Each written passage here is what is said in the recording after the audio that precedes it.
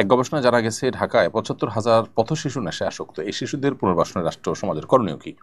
সবচেয়ে সহজ উপায় আমার কাছে মনে হয় এই শিশুদেরকে দেশের সবচাইতে পরীক্ষিত আপনজন ওলামা ইকরাম, যারা দেশের কোনো টাকা বাইরে পাচার করেন না, যারা দেশের বাইরে নিজেদেরকে প্রতিষ্ঠা করবার চেষ্টাও সেভাবে করেন না, বিচ্ছিন্ন কোনো ঘটনা থাকলে থাকতে পারে, এর বাইরে সাধারণত দেশের ওলামা ইকরাম দেশকে ভালোবাসেন এবং বিশেষ করে এরকম এতিম শিশু, অসহায় শিশু যারা আছে তাদেরকে পুনর্বাসন করে থাকেন।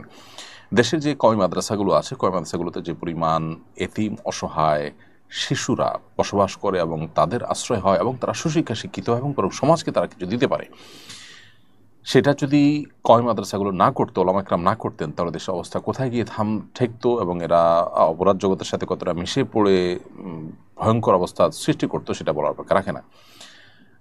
মাদ্রাসাগুলোর উদ্যোগ নেওয়ার কারণে তারা যেখানে পথশিশু থেকে বা আপনার এতিম অসহায় শিশু থেকে তারা দেশের সুনাগরিকে পরিণত হয়ে দেশের বরং নানাভাবে তারা অবদান রাখছে, তারা আলেমে পরিণত হচ্ছেন, মানুষকে দীক্ষা দিচ্ছেন তাদের অনেকে।